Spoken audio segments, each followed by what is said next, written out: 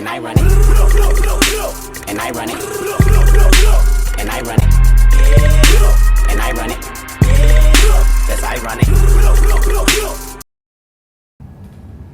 I got core fans, man, that really DM me every day and let me know, like, don't stop, please don't stop making music. So that's really why I really keep pushing, and people motivate me. Shout out to them, for real. What's new that you've been working on? So I got an album coming out, Don't Ask Me My Zodiac, and it's just a bunch of different sounds. It's like very sonically different than what I've done. All produced by me.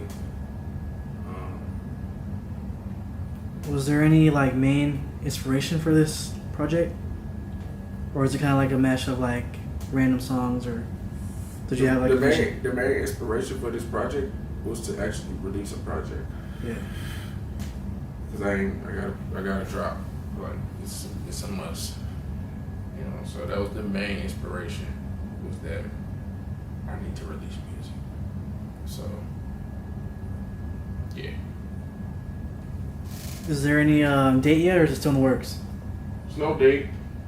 Still finishing little stuff because I want to release it the right way. So make sure my photo shoot for the album cover, everything is on point. I got a photographer that's phenomenal shooting me. She on a whole nother level with the photography. She shoot for like Gucci and Louis and everything. So like she gonna make it worth it. Because I like to add a full package of art with it.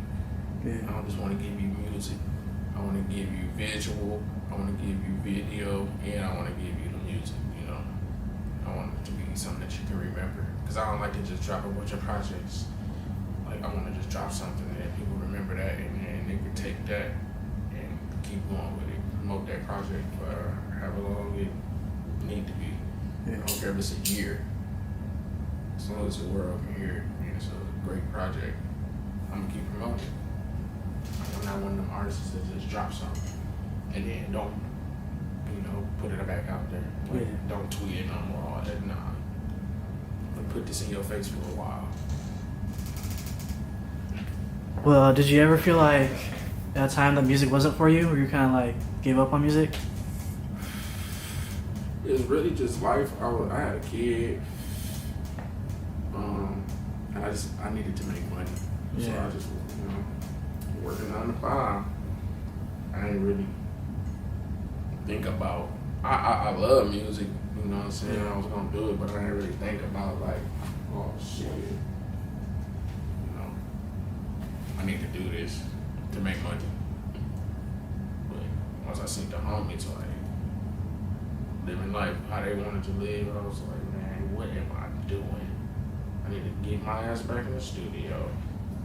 I need to take my ass back to Cali and work there, not work in this fucking factory.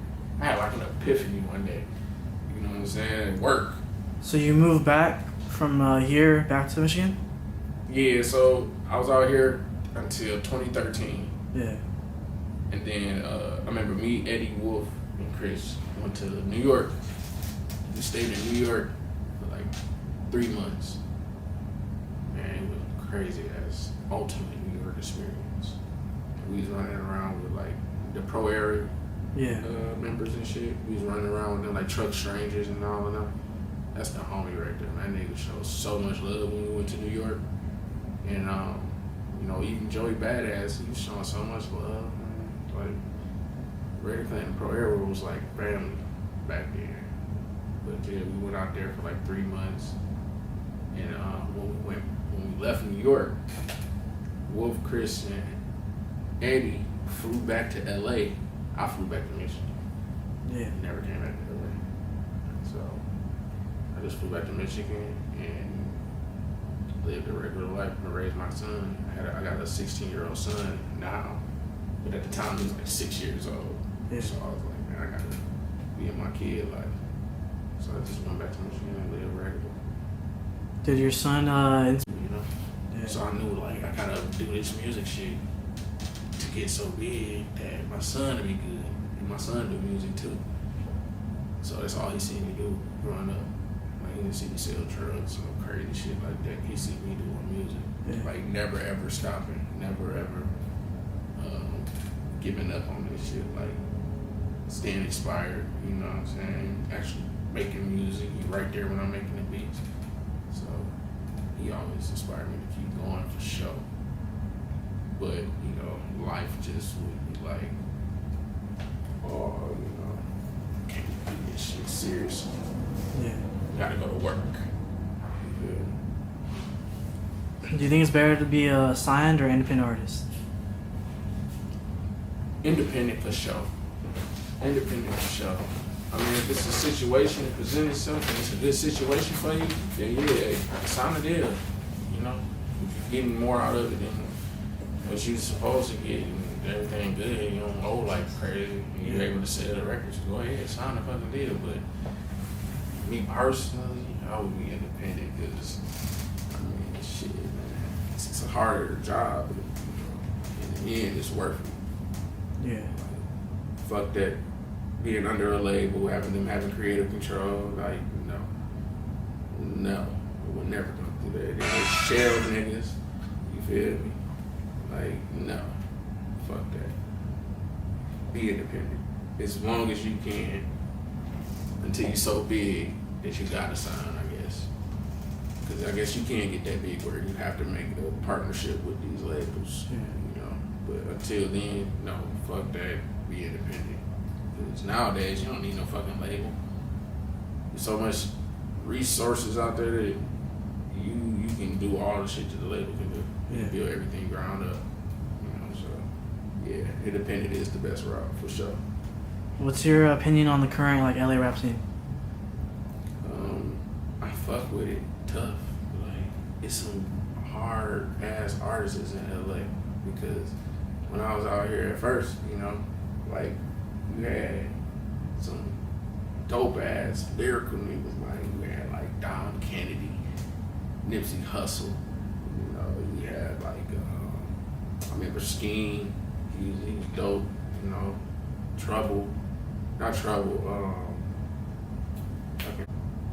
he signed to TDE. Reason?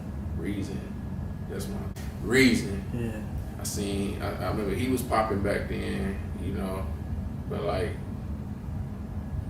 when I left and came back, I didn't know what to expect. I didn't know who would be, you know, especially after Nipsey Hussle got killed.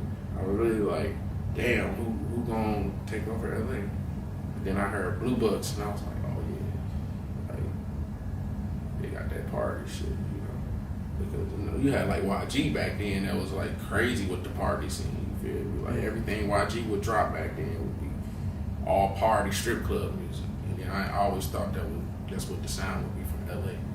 But then when Blue Bucks came, I was like, damn, this shit dope. It sound like Michigan almost. Yeah. You know?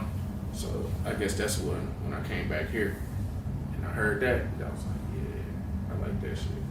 Is there anything that you think LA could do differently, like to project their music more, or like to like network better or anything like that?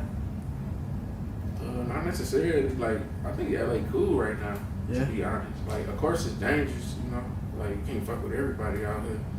That's everywhere in the world. Yeah. But you know, I think it's cool now. It's more open. It's I like the sound because now LA, because back in the day, man, Michigan and LA had two different kind of sounds. So like the artists is never really like linked with each other. Yeah. But now the sounds are so similar. You know, you got like Cash Kid making music with fucking Blue Bucks. You know. Yeah. That shit dope. So that's why I think, you know, like, yeah, Blue Bucks shot in my city on one of their songs, you feel me? So I really fuck with them, like, for real. But you got people like Greedo. I like Greedo too. Greedo, I fuck with Draco. That shit was hard. You feel me? When I first heard Draco, I was like, that shit is crazy. Yeah. It's like, he has songs with like Rio too in them, so. yeah. And then he reminded me of a nigga from Detroit. Kind of, you know what I'm saying? Yeah. Nigga named Blade Icewood. Just stunting, like just cold. You got, if you don't know him, look him up, man. Blade Icewood, he a legend, bro. But he got killed, you know what I'm saying? Yeah. Street shit. But yeah, bro. the sounds were similar. So that's why I put Draco. But, What's something you learned later in the game that you wish you would have known from the beginning? business is the number one thing before music any day. It's 10% music and 90% business. Yeah. I wish I would have knew that.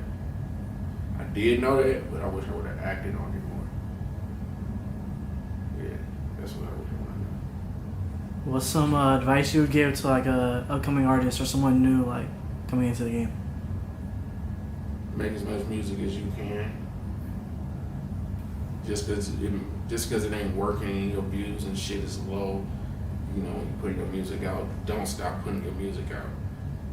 Like, just keep doing that shit and keep talking, keep networking. And if you're in a city where you feel like, oh, I can't do that every day, well, move, get out that city and go to a bigger city where you can network and get with people that'll help you get to the next level or help you put your music in the right ears.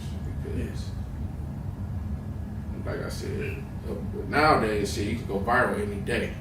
So it's weird how the music world is now. But just never stop making music. I ain't gonna lie, I heard that from Future. That nigga's Future cold. He said, never give up. Shit, man, that's cold. You feel me? Never fucking give up. Number one thing. If there was any artist you could work with, who would you choose?